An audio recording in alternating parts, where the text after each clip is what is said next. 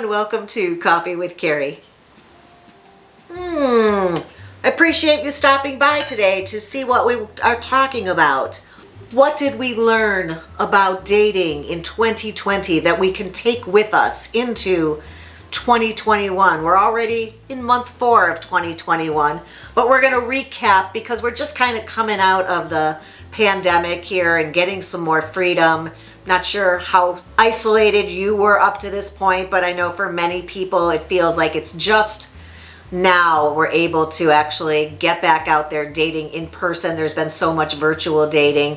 Let's talk about what we learned dating during a pandemic that we can take with us into the future. If that's at all interesting, stick around. That's what's up. Virtual dating, not just for a pandemic. Try it anytime. That's my commercial for virtual dating. I think that I learned along with my clients that virtual dating on its own has value and is a worthwhile use of your time meeting somebody prior to meeting in person, whether we are trying to spend more time at home and not amongst other people, or whether we're eager to get out there and go for a walk or have a cocktail on a patio, something like that, even hours later or the next day. Starting with a virtual date, with the success I've had with virtual dating, I would be foolish and remiss to not share with you that people are making amazing connections through virtual dating. We are much more likely to open up and be vulnerable and share in the comfort of our own homes, I think, is part of this, without all the external distractions of meeting somebody at a restaurant or a bar or coffee shop. Something about it, it works. So don't give up on it yet. Bring it with you into 2021, even if it's a brief little half-hour video chat. It also lets you know this person like this, whether, look at me, is this a person you would want to drive across town to sit across from at a table to continue this conversation? Or is this just a huge turn off from the get-go and I'm not your type? I think that virtual dating can save you time as well in deciding whether or not this person, this connection warrants an in-person meeting. So don't let go. While we've figured out how important human connection is during isolation or having more alone time during a pandemic, I think we've also realized that time is really important and that we don't want to waste hours.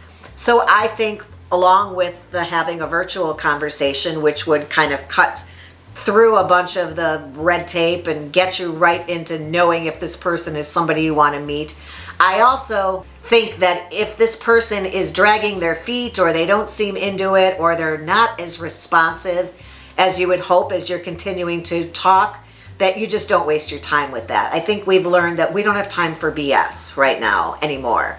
That hopefully you come out on the other side of this and realized that the time you spend with people is important and you don't want to waste it on people who are going to waste your time. We don't want any more stress or anxiety, wondering what people think, people putting pressure on us or making us question ourselves or whether they really want to see us. We don't need any of that negativity. We are leaving negativity in 2020. And 2021 is for people who are very clear that they want to spend time with us, they want to see us, and those are the people that we're interested in. And I mentioned that we realized we need other people. We do. Being alone is not what humans are meant to do. Not all the time anyway. I'm quite a hermit, but even I need to venture out on a semi-regular basis and be around other people. Even us introverts need the interaction, the social interaction of being with other people. That give and take of ideas and just human contact is a good thing. And it is worth the effort. So do not be afraid to put yourself out there. Knowing how important it is, you've got to take those risks. My point is there's nothing to lose. It's not going to break you to be rejected or have somebody say they're not interested in you or not interested in dating you or getting to know you more. That's much more about them than it is you. Even if it's just friends, I think just putting yourself out there and being a little bolder, a little braver after COVID, after spending all that time alone, is a good move. If it makes you feel slightly uncomfortable, that's fine. It's out of your comfort zone. Nothing grows in a comfort zone, and you're on a path to growth. we're moving forward in 2021. We're getting better. And this is part of that journey, I think. Put yourself out there fearlessly. I think also 2020 taught us that we don't have to be in a rush for everything. I know so many people, guys will say it about women, but it goes the other way too. Depends on the person. I don't like those sweeping generalizations. They say that women are just in a rush to be in a relationship, or they're only looking for a very specific kind of relationship. But with knowing the value of human contact and having company, maybe we can take things more slowly. Maybe we can embrace other types of relationships, more casual relationships. Even that having that person who is just somebody you date to go out for dinner. You know, we all have to eat. I said this to somebody the other day. Yeah, I've got to eat. You've got to eat. Let's go grab something together, right? You know, to get me out of my house, to go and chat with somebody else, hear about their week, and just share a dinner together. It doesn't have to be that this person is the next great love of my life. It's just good company and we like each other, and I think that would be enough now, right? It doesn't have to be that all your relationships have an agenda. Lots of different types of relationship can have value. So don't quickly brush aside somebody who you don't see as your potential endgame partner. And you may actually be surprised. I won't be surprised. But you may be surprised that as you continue to spend time with somebody whose company you just enjoy but isn't really your type, if that grows into something else, that could happen. But that shouldn't be the goal. Maybe just stop labeling what those relationships are and just enjoy the interaction. And then finally, I think the other thing that we learned in 2020 is that your relationship with yourself, especially after spending so much time with yourself, is really important. Self-care isn't just a trendy little phrase or a couple of words they've thrown together.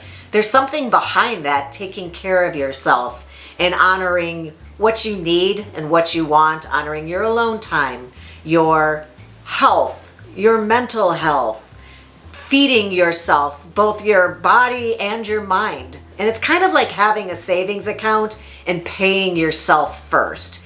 You need to take care of yourself first before you can share this part of you with somebody else.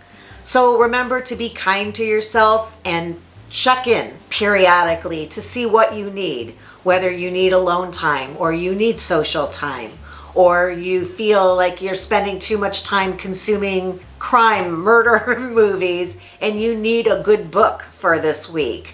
And I think just looking inward and focusing on you first would be a great thing that we can take away from 2020. The relationship you have with yourself is the most important. And then finally, it taught us to not give up. Don't give up on what you want, whether that's your relationships or other goals that you have in your life. We can just keep powering on through no matter what comes our way, what crazy killer pandemic they throw at us. We can come out on the other side having learned more about ourselves, more about our needs, our wants, our desires, and who we are, so that we are an even more complete person to match ourselves with another complete person to team up and enjoy the rest of this journey together.